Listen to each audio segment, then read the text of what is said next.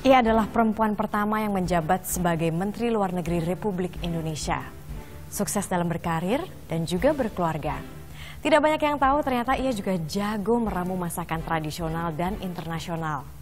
Dari sekian banyak peran, yang jelas ia merupakan seorang negosiator andal yang paham betul kekuatan kata-kata dalam berdiplomasi. Simak perbincangan saya, Marisa Anita, bersama Retno Marsudi dalam Satu Indonesia.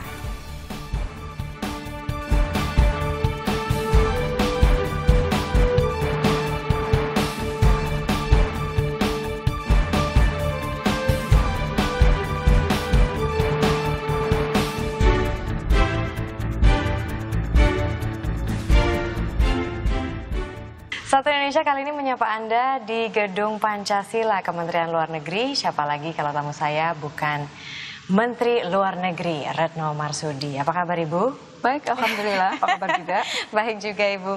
Ibu waktu bertugas di Belanda itu kan sering sekali ya kalau misalnya pergi ke kantor itu malah bersepeda gitu. Kalau misalnya sekarang itu apakah masih memungkinkan Ibu? Sekarang belum sempat. Mungkin karena dari faktor waktu ya. Waktu di Belanda saya sebenarnya tidak hanya bersepeda, kadang-kadang saya bersepeda, kadang-kadang ke kantor itu 25 menit, jaraknya 9 km. Kadang-kadang saya lari, kalau lari itu sekitar 60-70 menit, atau kadang-kadang saya jalan kaki. Oh, biasanya olahraganya apa Bu kalau misalnya sekarang? Karena kan kesibukan Ibu pasti juga jauh lebih luar biasa Ibu menjadi menteri. Dulu sih olahraga saya itu agak maju, jadi saya setiap, waktu saya kuliah setiap hari Sabtu saya naik gunung. Kebiasaan naik gunung masih saya lakukan sampai saya menjadi Direktur Jenderal. Setiap tahun sekali saya dengan suami kita naik gunung. Selain itu lari ya, setiap pagi dulu saya lari 5 km setiap hari. Tapi sekarang saya sudah tidak memungkinkan. Ibu bagaimana rasanya menjadi Menteri Luar Negeri Republik Indonesia perempuan yang pertama? Ini adalah tanggung jawab yang sangat besar, sangat berat buat saya. Dan saya kira ini merupakan satu simbol yang sangat bagus yang ingin dikirimkan juga oleh pemerintah Indonesia keluar. Karena Indonesia kan sebagai negara dengan penduduk Muslim terbesar di dunia. Kadang-kadang beberapa pihak mengatakan bahwa antara Islam dengan women empowerment agak nggak nyambung. Disinilah Indonesia ingin mengirimkan pesan bahwa Islam, demokrasi, women empowerment itu semuanya bisa dilakukan pada saat yang sama. Ini kan karena banyak sekali tugas dari Ibu Retno. Biasanya kan ya namanya stres pekerjaan apapun itu kan pasti datang begitu. Tapi tampaknya ada satu obat stres Ibu Retno. Apa ini? Sebentar ya Bu ya. Gending Jawa. Ibu bisa ceritakan gending Jawa betul itu Ibu, obat stresnya Ibu. Saya jadi pengen nangis. Iya, jadi karena saya orang Jawa ya. Saya orang Jawa dan saya dididik dari kecil dengan lingkungan Jawa, dengan value-value Jawa. Nah, biasanya kemanapun saya pergi, saya selalu membawa. Kalau dulu kita masih pakai kaset ya, mana-mana pakai bawa kaset. Terus kalau sekarang kan gampang diunduh. Tapi pada saat saya mendengarkan gending-gending Jawa ini, suasananya menjadi teduh. Jadi pada saat saya sedang katakanlah sedang sibuk atau sedang mengalami sesuatu yang harus saya putuskan. Biasanya saya agak tarik nafas dulu, saya dengarkan gending Jawa itu, terus sebenarnya ada tambahan lagi yaitu bunga sedap malam dan daun pandan irisan membuat saya menjadi lebih tenang. Baik.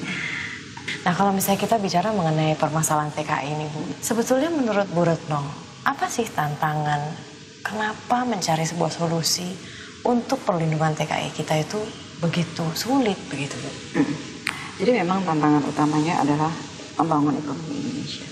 Oh. Ya, di dalam visi misi Presiden juga disampaikan secara jelas bahwa Presiden ingin membangun, pemerintah sekarang ingin membangun dari pinggir, dari desa ke kota, bukan dari kota ke desa. Karena kantong-kantong kemiskinan itu kan justru lebih banyak berada di desa. Jadi desa yang harus kita bangun terlebih dahulu. Hari Selasa malam saya berada di Halim untuk menjemput para buruh migran kita yang overstayers dari Malaysia. Jumlahnya lebih dari 500. Dan yang sangat mengharukan buat saya adalah pada saat saudara-saudara kita ini sudah turun dari pesawat Hercules. Kemudian saya mencoba untuk ngobrol dengan beberapa ibu-ibu yang saya datangi. Mereka tidak tahu saya siapa. Terus mereka membawa formulir putih karena kita memang data satu-satu. Terus mereka bilang, "Bu, isiin dong formulir saya." Saya bilang, "Ibu nggak bisa menulis?" "Enggak." "Ibu nggak bisa membaca?" "Enggak." Jadi bisa dibayangkan saudara-saudara kita yang dikirim oleh pihak-pihak ke luar negeri dalam kondisi mereka tidak bisa membaca dan menulis, dan kita bisa membayangkan kerentanan yang menyertai mereka.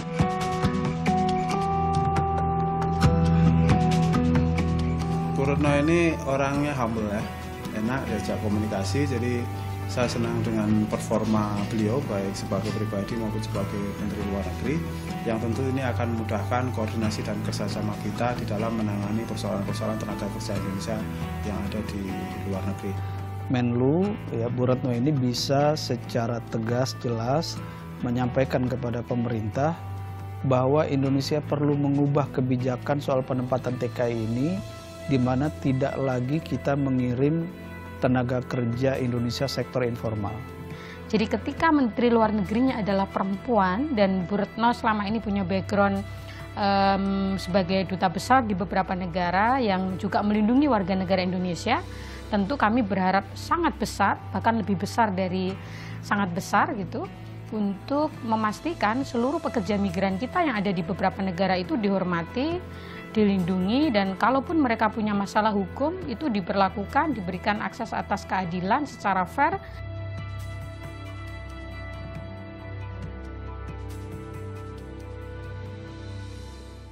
Kalau misalnya menurut standar Ibu, kira-kira kuskusnya sudah well cooked atau belum? Mari kita coba bersama. Agak lembek nih ya. Agak lembek ini kuskusnya. Agak lembek, maksudnya seperti apa? Agak mawur. Mawur itu apa ya?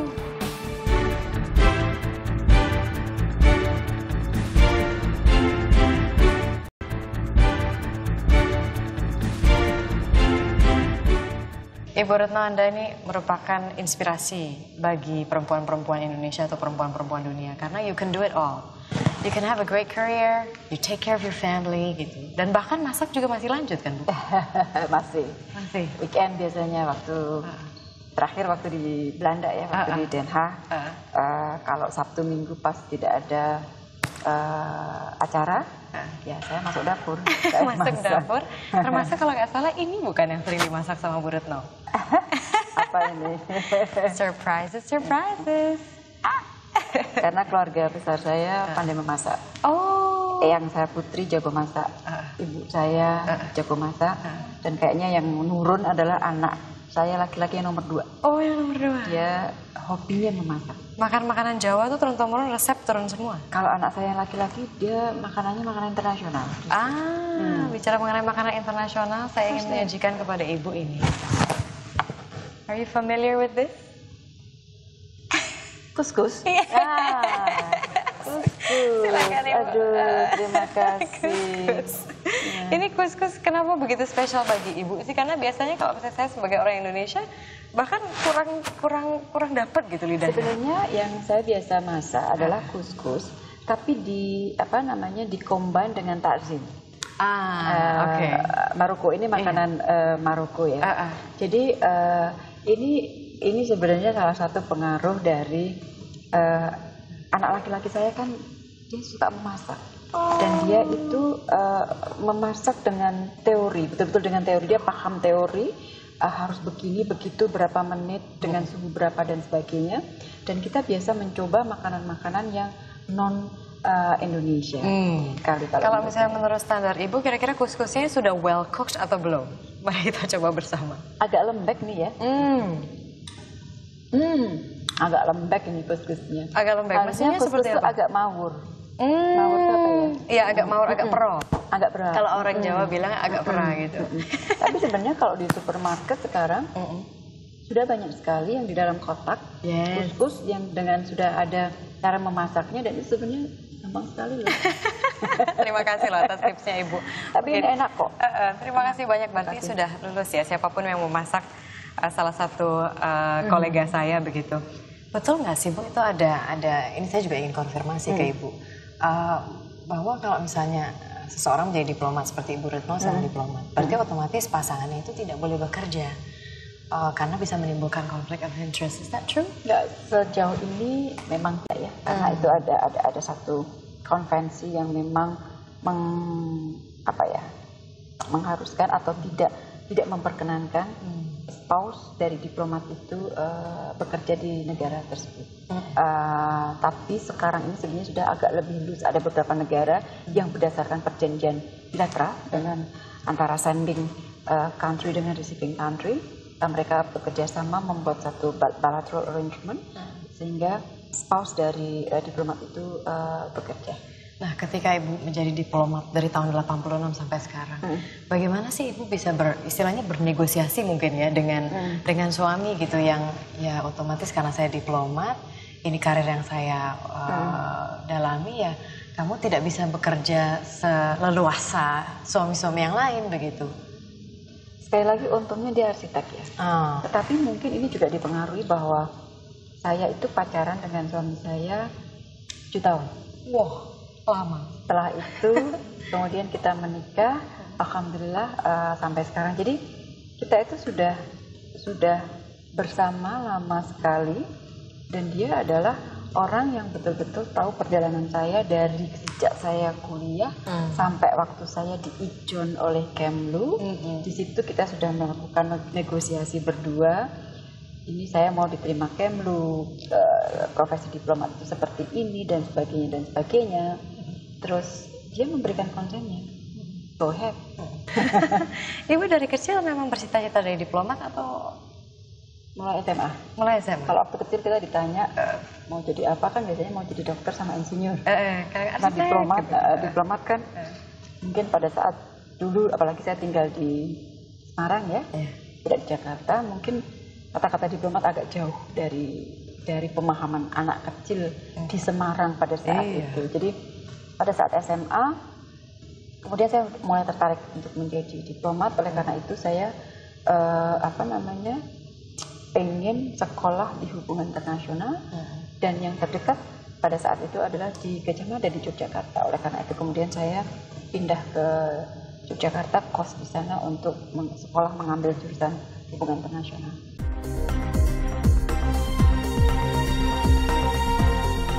Saya tidak melihat beliau sebagai wanita atau laki-laki atau apapun. Saya melihat beliau sebagai diplomat yang kompeten, ya, yang sudah mapan, sudah matang, sudah banyak jam terbangnya. Dan Indonesia sejak 48 tahun tidak pernah mengalami kasus-kasus pecahnya sikap ASEAN ini. Ya. Jadi kita harapkan dengan kepribadian yang baik dari Ibu Retno dan juga sikap yang luas dari Ibu Retno yang perempuan itu bisa menjembatani sifat-sifat keras yang mungkin timbul pada waktu pembahasan mengenai Laut Cina Selatan itu. Bu Retno itu pertama itu fokus di pekerjaan, fokus di pekerjaan beliau. Dan diplomasi itu kan memang banyak aspeknya ya, ada aspek politik, hukum, ekonomi, sosial budaya, dan macam-macam. Militer juga termasuk dalam satu komponen diplomasi. Di Australia memang sangat keras. Jadi saya buka pintu mau ngambil koran, kadang-kadang sudah ada telur busuk dilempar.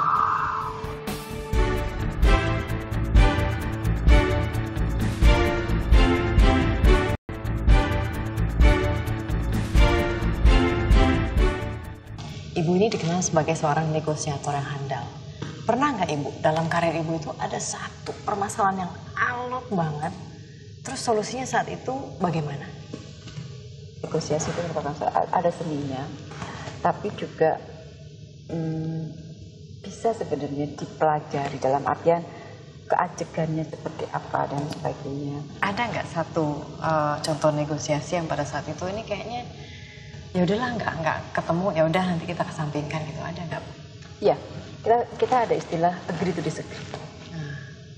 Jadi pernah, saya tidak perlu menyebut nama negaranya, kita mengalami satu fase negosiasi yang sangat sulit sekali terhadap satu isu yang sudah lama sekali ada di Indonesia. Pada akhirnya saya sampaikan, walaupun mitra negosiasi saya mengatakan ada baiknya kita selesaikan, kita setujui hal ini. Saya bilang tidak, saya tidak bisa menyetujui tawaran kamu karena kepentingan domestik saya tidak memungkinkan saya untuk maju.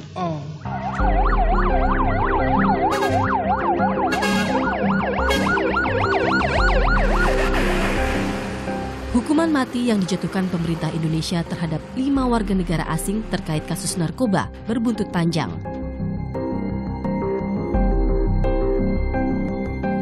Belanda dan Brasil, 2 negara yang warganya dieksekusi, menarik pulang duta besarnya.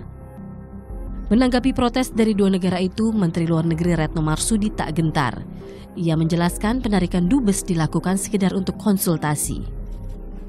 Indonesia adalah negara yang bersahabat. Kita tidak pernah hostile dengan negara lain. Dan ini masalahnya adalah masalah law enforcement dari sebuah negara berdaulat untuk memerangi kejahatan serius, yaitu kejahatan narkoba. Yang kalau kita lihat dari data-data semuanya menunjukkan kita dalam situasi yang darurat. Sikap Retno didukung pengamat hukum internasional Universitas Indonesia. Ia menilai penarikan duta besar merupakan tindakan sesaat dan tidak akan berdampak signifikan terhadap hubungan bilateral Indonesia dengan kedua negara. Penarikan itu agak aneh kalau misalnya untuk mencegah Indonesia tidak melakukan pelaksanaan hukuman mati. Kenapa? Karena dilakukannya setelah dilaksanakan hukuman mati. Dugaan saya pemanggilan terhadap 2 duta besar itu lebih terkait untuk menenangkan publik di Belanda maupun di Brasil. Sepekan sebelum penarikan duta besar, Retno menerima Riddergrådhuis in de Orde van Oranje Nassau. Anugerah tertinggi dari Raja Belanda ini diberikan karena prestasi dan jasanya selama menjabat duta besar RI untuk Belanda, meningkatkan hubungan bilateral antar 2 negara. Di tengah krisis ekonomi global yang dihadapi Belanda sejak 2008, Retno mampu menjaga volume perdagangan Indonesia dan Belanda hingga mencapai 5 miliar dolar Amerika Serikat atau lebih dari 62 triliun rupiah. Hal ini dicapainya dalam tempo 2 tahun saja. Karir diplomat Ibu itu kan mulai dari tahun 86 gitu. Pertama kali penempatan di luar negeri kalau tidak salah tahun 90 di Canberra, Australia. Dan pada saat itu Indonesia sedang di pojokan dunia internasional. Peristiwa penembakan di Santa Cruz, di Dili tahun 91. Betul nggak sih Bu, dulu Ibu tuh pernah mengalami bahwa mobil Ibu tuh bisa penyok, kemudian Ibu disiram. Ceritanya seperti apa saat itu? Ada memang tantangan kita untuk menjelaskan kepada dunia apa yang sebenarnya terjadi di Santa Cruz pada saat itu. Nah, reaksi dari publik, sebagian publik di Australia memang sangat keras. Jadi saya buka pintu mau ngambil koran, kadang-kadang sudah ada telur busuk dilempar. Terus saya belanja di supermarket, saya keluar, mobil saya sudah disiram susu. Tapi itulah penempatan yang sangat memberikan pengalaman yang luar biasa. Soft diplomasi kan sekarang menjadi diplomasi yang tampaknya ya semua negara pengennya soft diplomasi. Soft diplomasi di mata Bu Retno tuh yang seperti apa sih Bu? Diplomat itu tidak dididik untuk perang. Kita dididik untuk menggunakan kata-kata yang bagus. Kita dididik kesantunan. Dan kesantunan protokoler itu buat diplomat itu satu keharusan. Kalau kita sesama diplomat bicara, pilihan kata itu kita udah tahu. Oh, ini marah, ini nggak suka. Contohnya apa pilihan kata? Condemn itu marah. Oh iya, itu pun banyak tingkatannya. Strongly condemn, atau condemn, atau kita pakai urge. Kita pakai encourage. Beda lagi. Jadi kalau saya baca surat dalam bahasa Inggris, kalau kita sama-sama diplomat kita bisa ngukur. Oh, ini marah nih, ini agak marah, ini baik-baik saja. Tapi yang kesulitan kita kadang-kadang kalau kita menerima komunikasi bahasa Inggris dari yang non-diplomat ya. Presiden Jokowi ini sekarang punya program yang memang diturunkan ke Ibu Retno gitu, bahwa dubes-dubes kita tuh harus belusukan gitu. Model belusukannya seperti apa sih Bu? Karena yang saya dengar tuh diajak ngopi untuk networking gitu, itu begitu modelnya? Belusukan di negara akreditasinya para duta besar ya. Jadi sebenarnya intinya rohnya adalah memahami kompleksitas masalah dari lapangan. Kalau kita duduk manis di kantor, kita kan nggak ngerti apa yang terjadi di luar, aspirasi di luar seperti apa, kendala di lapangan seperti apa. Tapi kalau kita keluar, kita melakukan belusukan, kita akan mendapatkan input yang banyak sekali dengan berinteraksi dengan orang di luar. Baik, terima kasih banyak Ibu Retno Marsudi, Menteri Luar Negeri Republik Indonesia. Kira-kira tokoh inspiratif siapa lagi yang akan kami hadirkan minggu depan? Saksikan terus Satu Indonesia setiap minggu malam pukul 23.30. Saya Marisa Anita undur diri, sampai jumpa minggu depan. Terima kasih banyak. Terima kasih. Tidak bisa jalan.